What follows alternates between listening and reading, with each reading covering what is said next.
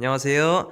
포유법률사무소입니다. 여러분들 십자인대라는 말 들어보셨을 텐데요. 십자인대는 우리 무릎의 전방과 후방 십자인대로 구성되어 있는데 무릎 관절의 중심을 잡아주는 중요한 역할을 하고 있습니다. 이러한 십자인대는 축구를 하는 과정에서 상대방이 태클을 거는 경우 교통사고 혹은 산업재해 등으로 인해 파열되기도 하는데요. 그래서 오늘은 교통사고로 인해 십자인대 파열이 발생한 분들을 위해 십자인대 파열 시 장애율은 얼마인지 그에 따른 손해배상금 등을 알아보는 시간 가져보겠습니다. 먼저 십자인대 파열에 따른 장애율이 얼마인지 알아볼 텐데요. 교통사고에서는 맥브라이드 장애 평가 방법에 따라 장애율을 계산하고 있습니다. 5개 근로자를 기준으로 하면 29%의 장애율을 인정해주고 있는데 동요 정도에 따라서 감산하여 적용하고 있습니다. 감산하는 기준은요. 5mm는 경도의 동요, 5에서 10mm는 중증도의 동요, 10mm 이상은 고도의 동요로 보고 있는데 경도는 9.6%, 중증도는 14.5%, 고도는 29%의 장애율을 인정해주고 있습니다. 참고로 십자인대 파열로 인한 동요장애는 장애가 아예 인정되지 않는 경우는 있어도 한시장애로 인정되는 경우는 없다는 것인데요. 왜냐하면 십자인대 파열로 인해 재건수를 받았어도 다치기 전 원래 인대만큼 100% 기능을 하기는 어렵기 때문입니다. 장애율이 정해졌다면 손해배상금이 얼마인지 계산해 볼 텐데요. 예를 들어 보겠습니다. 피해자가 자동차를 운전하여 주행하고 있었는데 뒤에서 차량이 후미를 추돌했다고 하면 피해자분에게 달릴 과실이 없겠죠. 거기에 사고 당시 피해자분의 나이가 30세, 장애율은 14.5%, 기준소득은 도시일용노임 적용하여 300만원이라고 가정하고 일시수입을 산정하면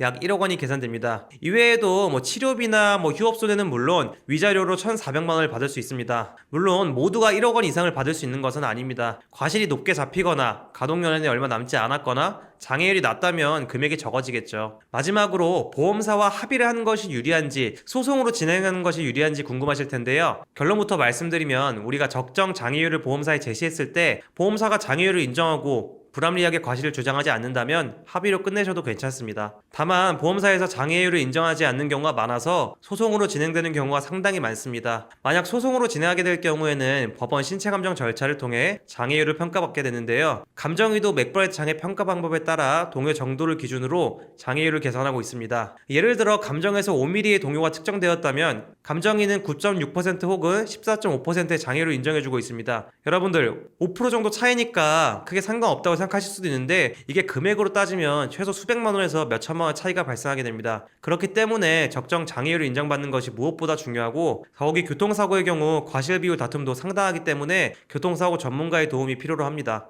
오늘은 교통사고로 인해 십자인대 파열이 발생했을 경우 장애율이 얼마인지, 손해배상금은 얼마인지 등을 알아봤는데요. 교통사고 합의금 이외에도 개인적으로 가입해놓은 후유장애 보험이 있으시다면 추가로 장애보험금도 받을 수 있습니다. 이 부분도 놓치지 마세요. 저희 포유법률사무소 홈페이지, 블로그, 유튜브를 참조하시면 교통사고 분야에서 유의미한 성과를 이뤄내는 것을 확인하실 수 있습니다. 혹시 교통사고로 어려움을 겪고 계신 분들이 있으시다면 홀로 고민하지 마시고 언제든지 저희 포유로 연락 주시기 바랍니다. 감사합니다.